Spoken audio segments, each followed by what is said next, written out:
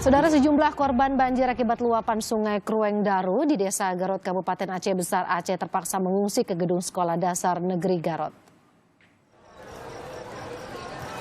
Setidaknya 800 keluarga korban banjir menempati sejumlah ruang kelas dengan perlengkapan tidur seadanya yang disediakan oleh TNI. Korban banjir yang mulai bertahan di pengungsian sejak Jumat petang sangat membutuhkan bantuan berupa perlengkapan bayi, pakaian, dan juga makanan. Meski sulit menerapkan jaga jarak di masa pandemi COVID-19, namun personel TNI di pengungsian tetap melakukan pengecekan warga sesuai protokol kesehatan. Walau banjir mulai berangsur surut, warga belum berani kembali ke rumah karena kekhawatiran banjir susulan akibat curah hujan yang masih tinggi. Seluruh bantuan bahan pokok sudah disalurkan oleh Dinas Sosial Pemerintahan Provinsi Aceh. Selain rumah warga, saudara, banjir setinggi 1 hingga 2 meter juga merendam ruang rawat pasien COVID-19 di Rumah Sakit Umum Zainul Abidin. 2 pasien positif COVID-19 dan 1 pasien berstatus PDP yang sempat dirawat di ruang isolasi terpaksa dipindahkan ke ruang Respiratory Intensive Care atau RICU. Sudah ada jurnalis Kompas TV Mustajab di Banda Aceh yang akan melaporkan kondisi terkini banjir di sana. Mustajab, selamat pagi. Bagaimana kondisi banjir di sana pagi hari ini? Ya, Waro dan juga saudara, memang kondisi di Banda Aceh sendiri dan Aceh Besar sejak semalam pukul 11 sampai pagi ini tidak lagi turun hujan. Namun saat ini di mana kami tempat melaporkan gerimis masih terjadi saat ini. Dan dari informasi yang kami dapatkan dari personil TNI Polri tadi yang berjaga di wilayah Darul Imarah di Desa Garut yang terdampak banjir, bahwa air memang sudah surut tapi belum signifikan. Memang ini sangat tergantung dari curah hujan yang apakah akan kembali turun untuk hari ini. Karena informasi dari BMKG sendiri dalam jangka waktu 3 hari ke depan masih berpotensi untuk diguyur hujan dengan intensitas sedang hingga lebat. Nah, hingga pagi ini sendiri beberapa titik, beberapa jalan protokol di Banda Aceh juga masih ada genangan air.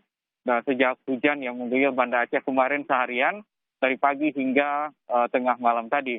Dan pagi ini beberapa titik banjir seperti di Desa Garut di Kecamatan Darul Imara, pantauan kami tadi subuh, itu juga masih ada genangan air yang cukup tinggi di jalan.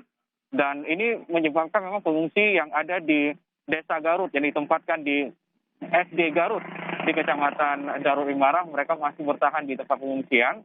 Mereka belum berani untuk kembali ke rumah mereka masing-masing karena memang cuaca belum memungkinkan dan mereka khawatir akan terjadi banjir kembali karena memang kondisi saat ini wilayah Banda Aceh dan Aceh Besar terlihat mendung, Waro, dan kewaspadaan ini yang juga dirasakan oleh para pengungsi atau masyarakat yang terdampak banjir, baik itu di Banda Aceh maupun di Aceh Besar.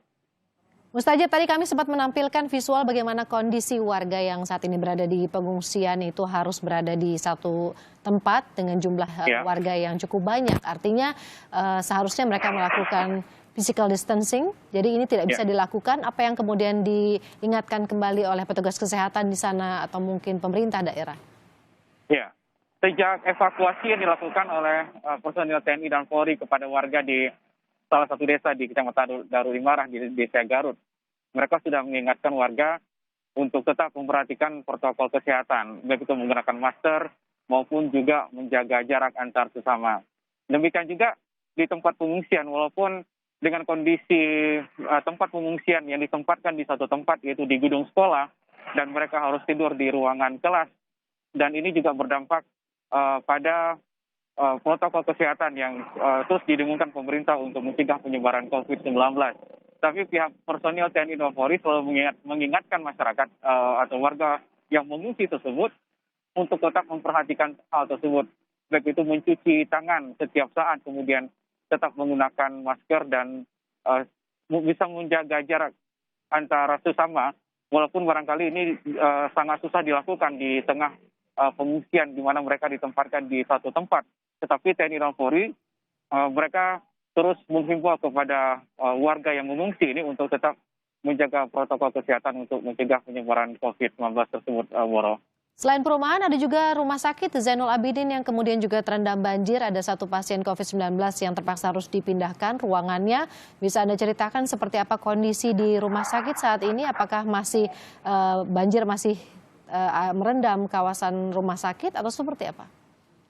Ya, sejak kemarin ada 3 pasien, 2 pasien positif dan 1 pasien dalam pengawasan di Rumah Sakit Umum Dr. Zainal Abidin Banda Aceh yang terpaksa dipindahkan karena memang ruangan yang digunakan outbreak Cinere kemarin terendam banjir.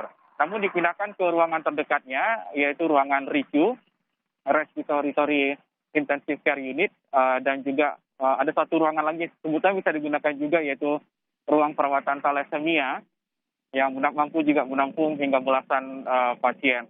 Nah, kondisi saat ini memang secara umum genangan air sudah mulai turun dan manajemen pihak rumah sakit masih menggunakan RICU untuk menjaga-jaga karena kondisi ini memang belum bisa ditentukan apakah nanti ketika hujan kembali terjadi misalnya akan tergenang. Dan mereka kondisi atau posisi ruang RICU maupun ruang thalassemia ini agak lebih tinggi dan dirasakan oleh pihak rumah sakit, manajemen rumah sakit Zainal Abidin Banda Aceh memang ini kondisinya lebih tinggi dan lebih aman.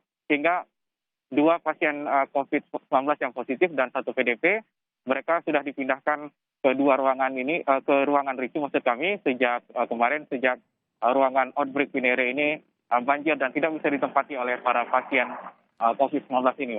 Baik, terima kasih jurnalis Kompas TV Mustajab dari Banda Aceh terkait dengan banjir yang merendam kawasan di sana termasuk 1 rumah sakit Zainul Abidin. Ya.